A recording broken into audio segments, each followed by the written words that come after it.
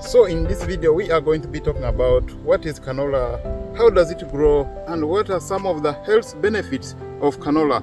So if you haven't subscribed, just make sure you subscribe, turn on your notification bells, and of course don't forget to like and always share. So let's jump.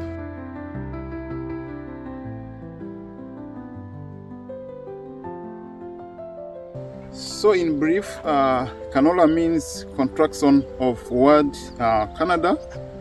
This is because canola was developed in Canada, and also in the end you'll find that we have got OLA, OLA, which simply means oil.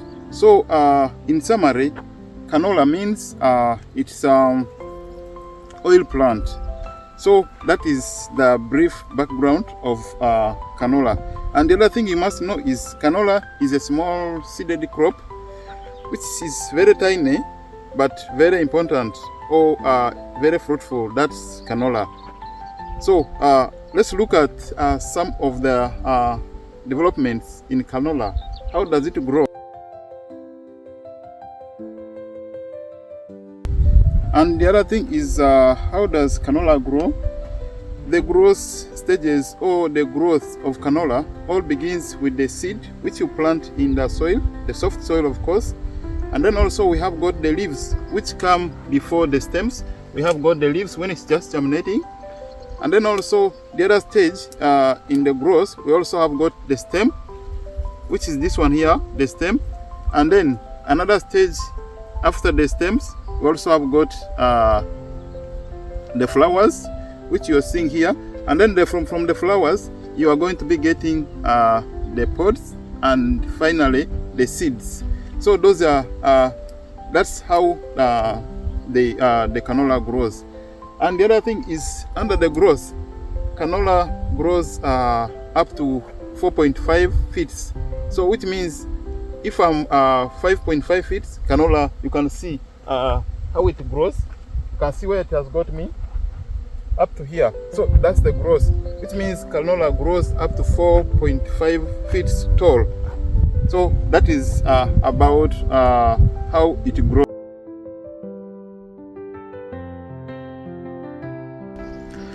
So guys, let me just try to stand in the middle here and you see how tall this crop is. So let's see how tall this crop has really grown. So here I'm in the middle, right?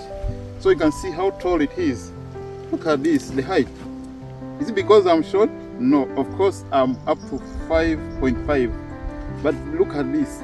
As I said, this crop grows up to 4.5 feet, which means 4.5 feet. This is under the, like, let me say, under favorable climate, and also required the rain. If it's favorable, this is how it's going to grow.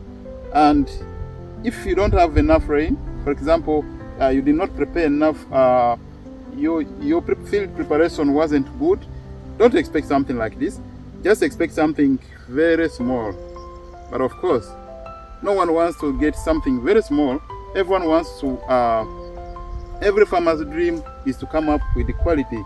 And the quality means you have to work hard and see that real quality. So that's the way to go, and that should be the target for any other farmer. So which means here, this one really got everything required, the nutrients, the sunlight is getting enough, and also of course the water is getting enough. So that's how tall this canola crop can grow. So the other thing you must know is after planting, this canola you see here, when it has germinated already, there are some of the management practices which you have to do. One of them is spraying. Spraying is not one of the spraying. The first one you have to do is always against the weeds, because when they are in their early stages, remember this is a very big field, and even if you have the small one, but you'll need to control your weeds to see that they don't compete with your canola for sunlight and also for nutrients, because we also have got some of the weeds which are very strong. So the first spraying you have to make sure you do is against the weeds. And then also the other spraying in an infant stage or when it's still young, you also have got to spray it against the pesticides and the fungicides. Also, you have to spray it at the early stage. Remember, these leaves here, the pests they may start destroying your leaves at an early stage. So you have to make sure you spray it at an early stage. And then also the other management practice I want you to always know, or what we always do, is also the manure and fertilizer application.